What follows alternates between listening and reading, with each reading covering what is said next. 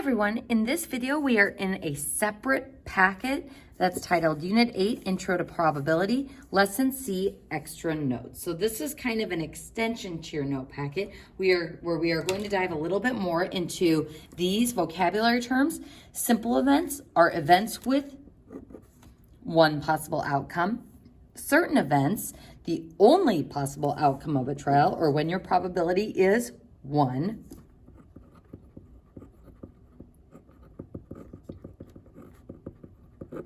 An impossible event cannot occur given the sample space.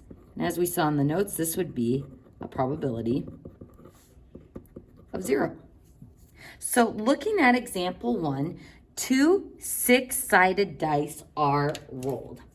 Now, what we are going to do before we dive into the probabilities is we are going to write our sample space on the next page.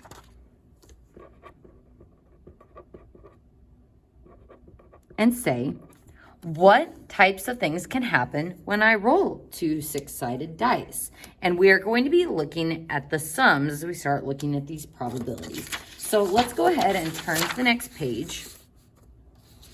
And there are a few different ways you can do this. I normally like to use dashes to indicate the separation of the two dice. So the first dice could be a 1, the second dice could be a 1.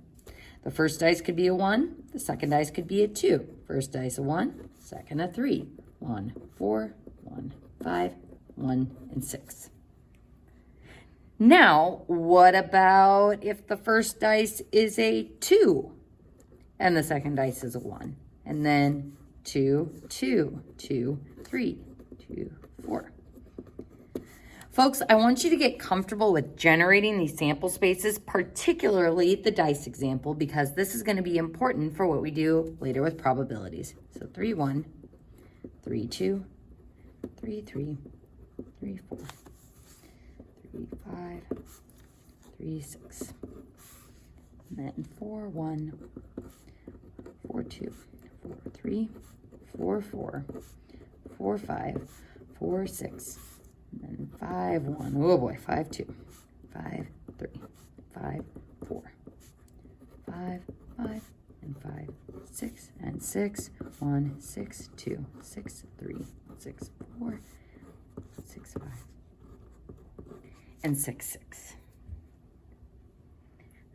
Alrighty, folks, so notice that I have considered all possibilities here. Rolling a 1, then a 1, a 1, then a 2, or a 2, then a 1. So it considers both dice in their entirety. So folks, how many possible outcomes or how large is my sample space?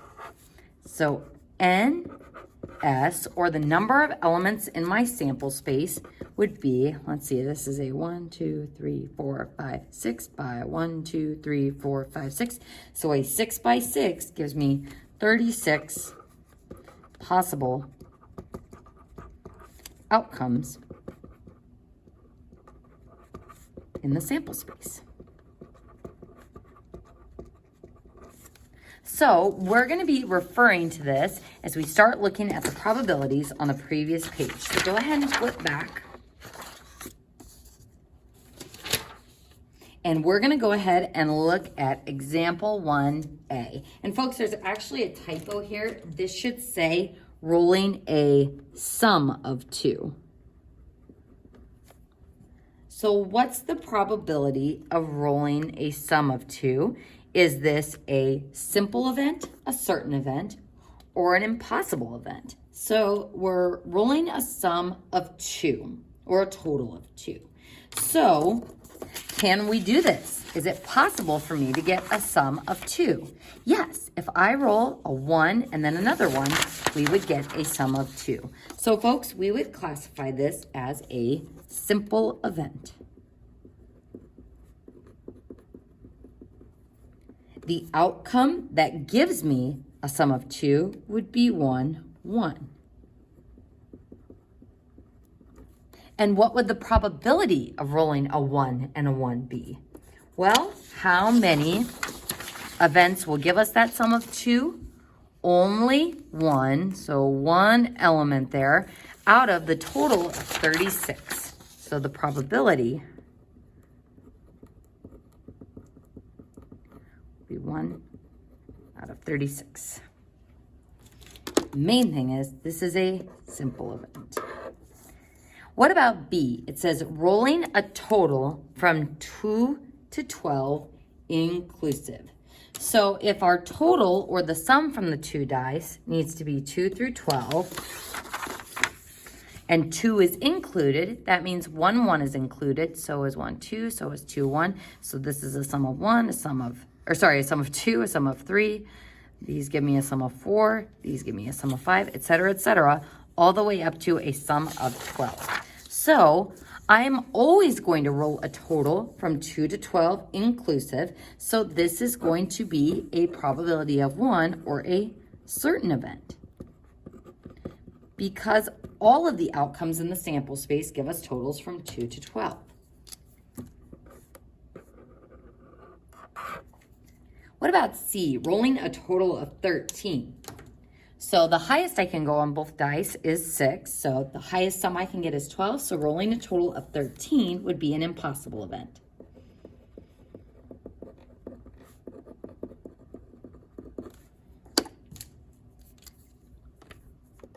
What about rolling a 4 and a 3?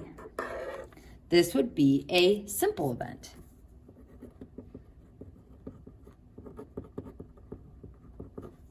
Because rolling a 4 on the first dice, rolling a 3 on a separate dice is a simple event. All right, folks, so now we're going to get into some probability practice. So here we're actually going to be finding the probabilities. And again, folks, when you're writing those probability fractions, please, please, please make sure that you always simplify those fractions. So simplify fractions. So a card is drawn from a well-shuffled deck of 52 cards. Find the probability of drawing the following. So first, 52 cards is going to be the number of elements in our sample space. So 52. So the probability of drawing a black card. So folks, how many black cards do we have in a deck of cards? We have 13 clubs and 13 spades, giving me 26 black cards. That's how many black cards we have. Then we are going to divide that by the total of cards in the deck, or 52. 26 divided by 52, we can simplify that to be 1/2. So that is our simplified probability. What about the probability of drawing a heart? How many hearts are there in a deck of cards? 13. How many total cards in the deck? 52. And this reduces to be 1/4. Now, folks, let's say that your brain wasn't really operating at full capacity, and it's like, oh, that makes sense because that is 1/4 of the deck because there are 4 suits. Let's say that you were staring at 13 over 52 and weren't sure if you could simplify it. Your calculator is pretty savvy with this. If you hit the math button and then enter, it will turn it into a simplified fraction, or you can see what it is as a decimal first, then do math, enter, but ultimately that key sequence, math, enter, will turn it into a reduced fraction. So that's kind of nice as we start dealing with some of the bigger numbers. What about the probability of drawing a face card? So how many face cards are there per suit? There's the jack, the queen, and the king. So 3 face cards times 4 suits gives me 12 face cards in the deck out of the total of 52 cards, and that simplifies to be 3 out of 13. So I can divide both of those by 4, and I get 3 out of 13. And you can use your calculator to check yourself. Now, number 4 is where it starts to get interesting because we've got that word or. And what little red flag should that word or set off? Well, or means union, and we have to be careful because there's that pesky union rule. Now, for the union rule, with Venn diagrams, we had to be careful of intersection, and for our tables, we had to be concerned with overlap. So when we see that word or with probabilities, we're going to have to beware the union rule. So how the union rule works with probabilities is we start by finding the probability of the first event, then add it to the probability of the second event, just like we did for number of elements in the set, and then we subtract the intersection probability. So the only thing that's different between the union rule here is we are going to have that sample space as a denominator. So let's go ahead and try this one together. Our first event is a black 7. How many black 7s are there in a deck of cards? There's the 7 of clubs and there's the 7 of spades. And folks, you can either refer to a deck of cards if you're less familiar with it, or you can use this little sheet to kind of familiarize yourself with the different cards and the different suits. So we have 2 opportunities to draw a black 7. I'm going to write 7 of clubs, 7 of spades. So 2 black 7s out of a total of 52 cards. Now we are going to add that to, since this is an or statement, the probability of drawing a red 8. So how many red 8s are there? Well, there's the 8 of hearts and the 8 of diamonds. So there are 2 red 8s out of a total of 52. So is there any overlap between these 2 probabilities? Are there any cards that these sets have in common? The answer is no. So there is no overlap or no intersection. So nothing to subtract. So we don't have to subtract an intersection here because there isn't an intersection, which means there's not going to be any overlap, so no risk of double counting. Now, folks, before you tell me the answer to adding these 2 fractions together, just a friendly reminder of, well, how do we add fractions together? My favorite way of remembering how to add fractions is a half of a pizza plus a half of a pizza. If you're wondering how we add fractions together, sometimes students are like, is it straight across? So 1 plus 1 is 2, and then 2 plus 2 is 4.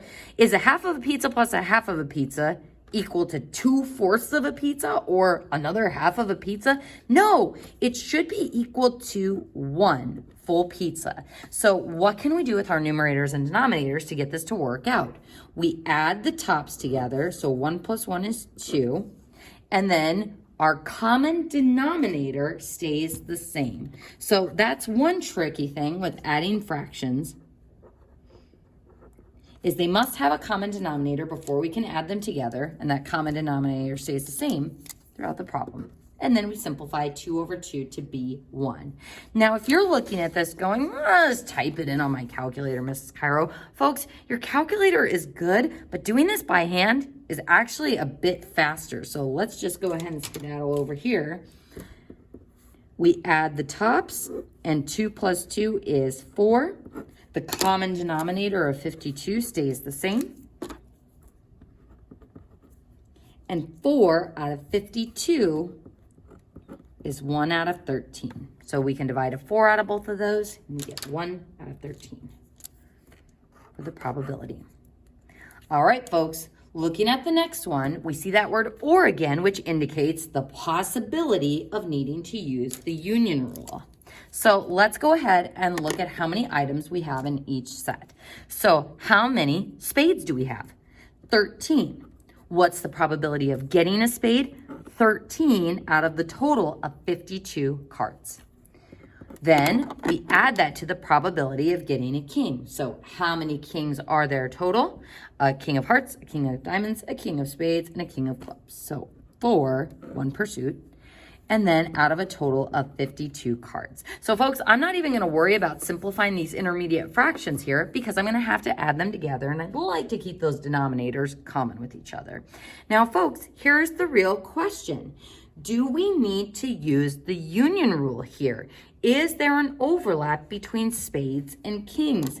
Yes! There's overlap here, so we have to use the union rule and subtract the intersection. So how many cards do I have that are both a spade and a king. Only one. So to make sure we're not double counting, just like we did in the sets, now we're in probability. We don't want to double count the probability. We need to subtract the intersection, which is the 1 king o spades out of the total of 52. So 13 plus 4 is 17, minus 1 is 16. And maybe using the math enter on this one, or hopefully you've started to see a pattern that 52 is divisible by 4. So if I divide both the top and the bottom by 4, ta-da, we get 4 out of 13. So folks, with probability, we're going to be doing a lot more with fractions, but that union rule really does come back to haunt us. So let's go ahead and look at the final example on this page. A jar contains 3 white, 4 orange, 5 yellow, and 8 black marbles. If a marble is drawn at random, find the probability that it is the following. So before we start looking at the probabilities, let's figure out the number of elements in our sample space. I don't really want to list out the sample space, but it is important to find the number of elements since we're not explicitly given it like we were in the last problem with a total of 52 cards. So the number of elements in my sample space, or the total number of marbles, is 3 plus 4 plus 5, so 12, and then plus 8 would be 20. So if the number of items in the sample space is 20, that's going to be the denominator in all of those probability fractions. And then, of course, I might be able to simplify more, but that's why we always want to think about the sample space and the total number of elements first. So looking at number 6, what's the probability, so we're looking for a fraction, of drawing an orange marble? Well, how many orange marbles are there? 4. How many total marbles are there? 20. So my probability is 4 out of 20. Or I have a 1 in 5 chance of drawing an orange marble. Looking at the black marbles, what's my probability of drawing a black one? There are 8 black marbles out of a total of 20. And what GCF can I take out of the top and the bottom? A 4. So take a 4 out, that leaves me with 2. Take a 4 out, that leaves me with 5. 2/5. So folks, starting to compare probabilities, if I was betting whether I would get an orange marble or a black marble, this has a higher probability. 2/5 is greater than 1/5, so we have a better chance of drawing a black marble from the bag. Now, what about number 8? This says orange or yellow. Now, I see that word or and I think, uh-oh, union rule. Am I going to have to subtract an intersection? There are 4 orange marbles out of a total of 20. There are 5 yellow marbles out of a total of 20. And again, folks, I don't want to simplify these because I want to keep their denominators the same so I can easily add them. Folks, is there an overlap between orange and yellow marbles? Do I have any mixed color marbles that are both orange and yellow? No, none of those fun swirly ones. So that means I don't have to subtract an intersection because there's no overlap. So no overlap or intersection. So there's nothing to subtract. So adding the tops together, 4 plus 5 is 9, all over 20. So hopefully you can see, folks, that I wouldn't want to make this 1/5 and 1/4 because then it's like, well, now I can't add them together because their denominators are different. We always want to perform any probability operations first while they all have that same denominator that's equal to the number of items in the sample space. And that concludes the first page of these supplemental extra notes for Lesson C.